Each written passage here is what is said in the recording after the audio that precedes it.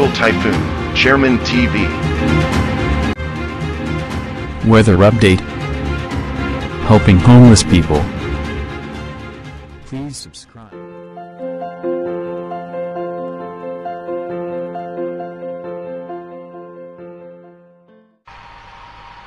Magandang umaga po. Ito po ang latest update natin ng ngayong araw, June 19, 2024.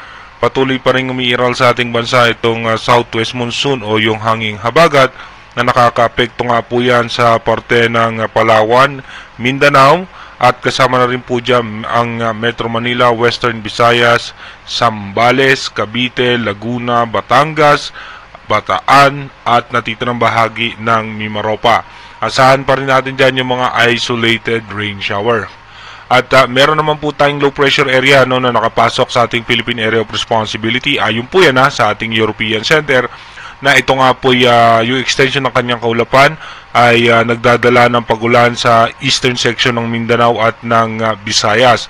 Mababa naman ang tsansa nito na maging isang ganap na bagyo at posibleng malusaw din po kaagad.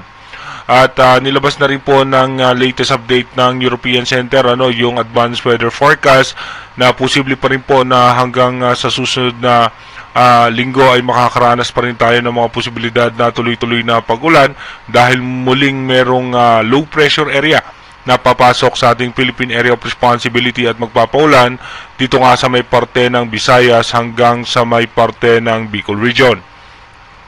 Dito naman po sa ating rain map animation, asahan nga po natin yung extension ng kaulapan ng low pressure area ay magpapaulan po yan halos sa buong Mindanao at eastern section nga po ng Visayas. At pagdating naman po mamayang alas 12 ng tanghali, asahan natin may mga pagulan sa may Palawan. Asahan din natin sa may western section ng Luzon, meron din tsansa ng mga pagulan. Dito rin po sa may parte ng Zamboanga Peninsula, Cagayan de Oro, Davao City, may mga tsansa ng pagulan. Pagdating naman po ng alas 3 ng hapon, tuloy-tuloy po yung mga pagulan sa may Mindanao, maging sa may Palawan, meron na rin pong pagulan sa Mindoro Provinces, Metro Manila at western section po ng halos ang buong Luzon. Pagdating naman ng alas 6 ng gabi, asahan pa rin po natin na tuloy-tuloy makakaranas po tayo ng mga biglaang pag-boost ng pagulan dahil po yan sa southwest monsoon o yung hanging habagat at yung extension ng kaulapan ng low pressure area. Pero pagdating naman po ng alas 10 ng gabi ay bahagya na nga pong unti-unting mawawala yung mga posibilidad ng pag-ulan. Dito naman po sa ating advanced weather forecast ng European Center, bukas nga po June 20, asahan natin yung low pressure area ay nasa eastern section nga po yan ng Surigao. At pagdating naman po ng June 21, ito may tsansa na malusaw na nga rin po kaagad. Pagdating naman po ng June 22, asahan naman po natin na southwest monsoon pa rin ang makakaapekto sa ating bansa. At pagpasok nga po ng June 23, asahan pa rin po natin yung mga posibilidad na pagulan, lalong-lalo nga po sa hapon at sa gabi. Pagdating naman po ng June 24, magkakaroon ng sama ng panahon dito nga sa may South China Sea at hahatakin po niyan yung hanging habagat. Kaya wala po tayong mararamdaman ng mga pagulan sa western section ng ating bansa. Meron lamang po dyan mga isolated rain shower.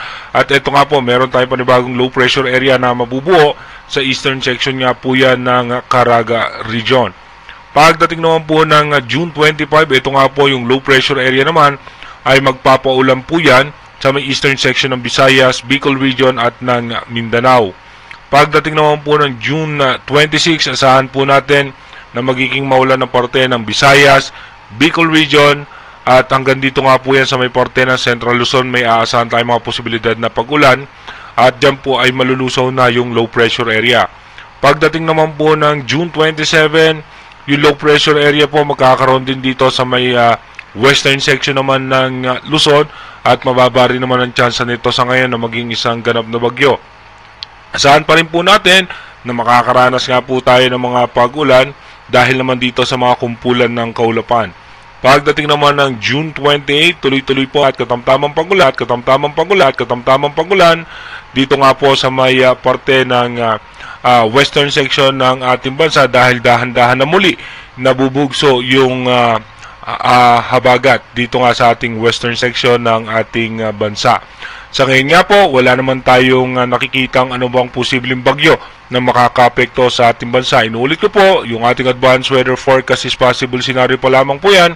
Malaki pa rin ang tsansa na magbago yan. Manatili tayong tumutok sa ating advanced weather forecast para malaman natin yung mga posibleng sama ng panahon na makakaapekto sa ating bansa. Mag-iingat po tayo palagi. God bless po sa ating lahat.